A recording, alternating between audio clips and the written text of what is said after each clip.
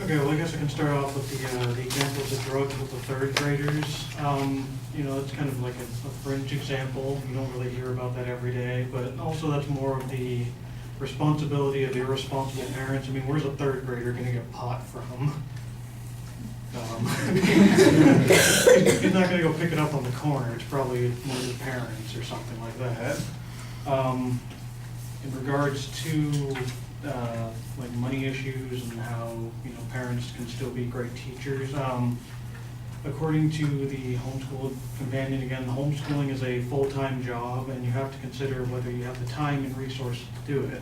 It may not be financially viable to not be working in order to homeschool your child, and also when you factor in the cost of the homeschool materials and resources, it can be a very expensive undertaking. So I mean, even it can end up costing a lot of money for the parents to teach the children, and they have to devote a lot of time in order to do that. And I'll move on to the opponents were saying that homeschooling students tend to do better than their public school counterparts.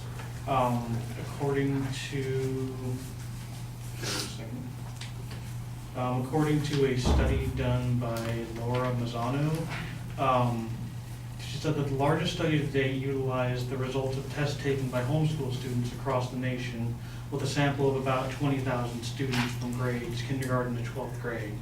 And while they did do better than their peers on standardized tests, these surveys were based on voluntary participation, and they may not reflect the true situation.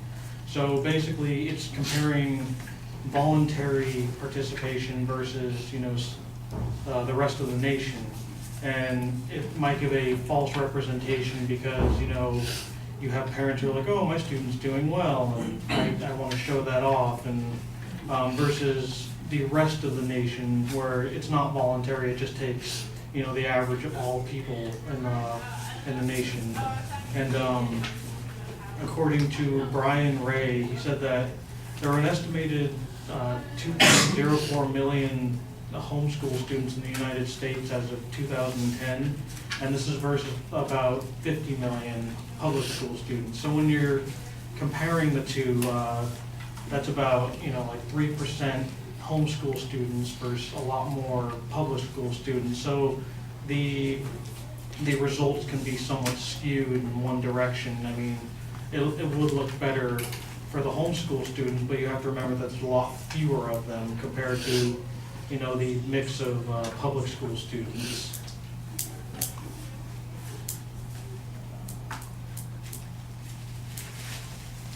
And also another thing, going back to Laura Mazzano, she indicated that a high level of parent involvement does have a significant impact upon achievement, meaning that parents pay more attention to their children in homeschool. I mean, yes, they're going to do better.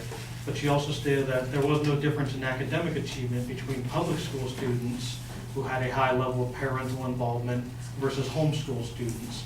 So basically, if the parents are participating in the public school, like they're paying attention to their child, they're checking their homework, it's pretty much the same as the homeschooling. You can have the same results, and the statistics can be relatively the same.